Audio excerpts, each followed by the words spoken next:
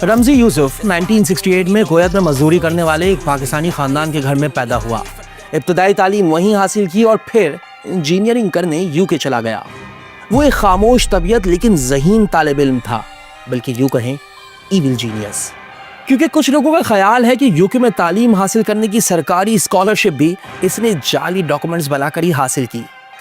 1990 में इंजीनियर बनने के बाद रमजी वहीं कोई जॉब ढूंढने के बजाय अफगानिस्तान चला गया, जहां इसने ना सिर्फ बम बनाने की ट्रेनिंग हासिल की बल्कि बहरूप बदलने, छुपकर सफर करने और सर्वेलेंस से बचने के तरीके भी सीखे।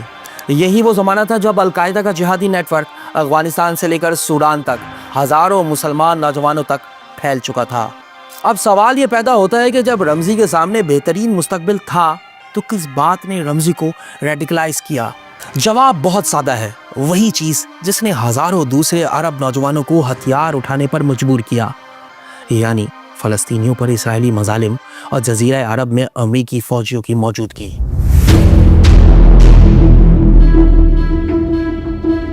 इसी नफरत और इंतकाम की आग में दहकते अब्दुल बासित महमूद अब्दुल करीम अल मारूफ रमजी यूसुफ ने अमेरिका पर कारी वार का मंसूबा बनाया। सबसे पहले इसने पाकिस्तान, अफगानिस्तान और अमेरिका में अपना नेटवर्क मुनज़्ज़म करना शुरू किया। उसने हम ख्याल लोगों से राब्ते शुरू किए और जब ये मरहला पूरा हुआ तो उसने न्यूयॉर्क जाने के लिए उड़ान भरी। ये कहानी भी बहुत ही इंटरेस्टिंग है।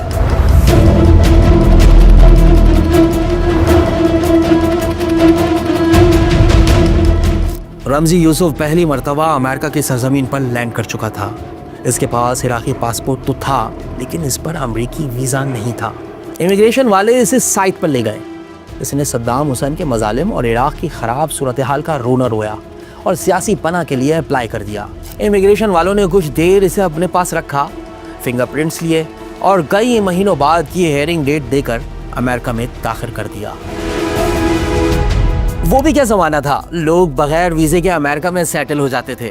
अब तो वीज़े वाले भी मुश्किल से अंदर जाते हैं। वो एयरपोर्ट से सीधा अपने एक जानने वाले मसअब यासीन के फ्लैट पर गया। कुछ दिन बाद मसअब का छोटा भाई अब्दुल रहमान भी इराक से आ गया। पड़ोस में मोहम्मद सलामा नामी एक और नौजवान का भी फ्लैट था। कई नौजवान अरब लड़के इन्हीं दो फ्लैटों में आकर रहते थे। इकट्ठे नमाज पढ़ते, खाना खाते, इतने करीबी ताल्लुकात थे कि अपार्टमेंट्स आपस में इंटरकॉम से जुड़े हुए थे। अगले 2 महीने तक रमजी यूसुफ इसी ग्रुप में अपनी जगह बनाता रहा और फिर मोहम्मद सलामा के साथ मिलकर जर्सी सिटी में ही एक और अपार्टमेंट ले लिया। अगरचे रमजी और बाकी मरकजी किरदार सितंबर से ही एक जगह पर मौजूद थे, लेकिन असल तैयारी 3 नवंबर के अमेरिकी इलेक्शंस के बाद शुरू हुई।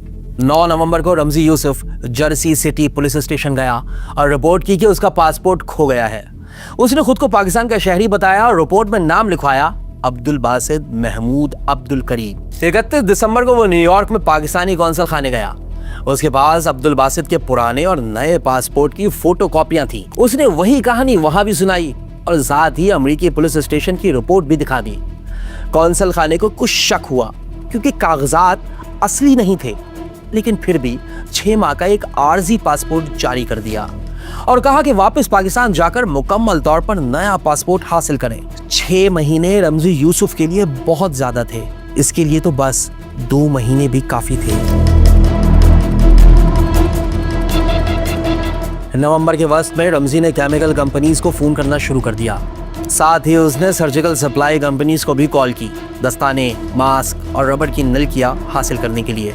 इसी दौरान उसने 2 और लोगों को अपने प्लान में शामिल किया, जिनमें से एक मोहम्मद सलामा का फ़लस्तीनी दोस्त नदाल आयात था और दूसरा महमूद अबू हलीमा मिस्री टैक्सी ड्राइवर। रमजी ऑपरेशन को लीड कर रहा था, लेकिन इसके गैंग की नज़रियाती ट्रेनिंग नाबीना मिस्री खतीब उमर अब्दुल रहमान कर रहे थे, जो अपनी शिद्दत पसंद नज़रियात और भड़कीली तकरीरों के लिए खासे मशहूर थे। वो अपने खुतबों में खुल्लम खुल्ला किताल की तलकीन करते थे। कहा जाता है कि इस ग्रुप का असल मंसूबा ब्रुकलिन में यहूदी आबादी को निशाना बनाना था, लेकिन बाद में वर्ल्ड ट्रेड सेंटर को हदफ बनाने का फैसला किया गया। 21 साला आयाद इस्माइल नामी शख्स अमेरिका पहुंचता है। इसका काम है बॉम्बिंग ट्रक को ड्राइव करना। एक ऐसा काम जो शायद कोई भी कर सकता था, लेकिन फिर भी इसे खास इसी मकसद के लिए क्यों अमेरिका बुलाया गया, ये कहना जरा मुश्किल है।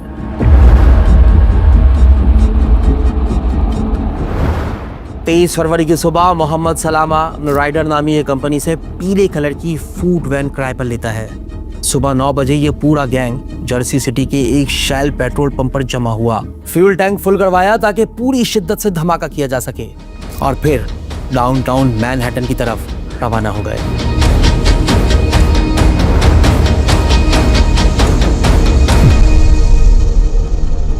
वो न्यूयॉर्क की एक सर्द दोपहर थी। कहीं कहीं हल्की बारिश और कहीं बर्फ भी पड़ रही थी। न्यूयॉर्क के दिल मैनहट्टन में वाक़ वर्ल्ड ट्रेड सेंटर के 110 मंजिला ट्विन टावर्स में जिंदगी चौबन पर थी। करीब 50,000 अफराद अपने दफातर में मौजूद थे। इन्हें नहीं मालूम था कि अगले चंद लम्हों में वो एक बड़े इम्तिहान से गुजरने वाले हैं। ऐसे में एक पीले रंग का फूड ट्रक शुमाली टावर की बेसमेंट 2 में दाखिल होता है। ट्रक का ड्राइवर और साथ बैठे मुसाफिर कुछ देर में ट्रक इमारत के मेंटेनेंस ऑफिस के करीब पार्क करके टावर से बाहर चले जाते हैं।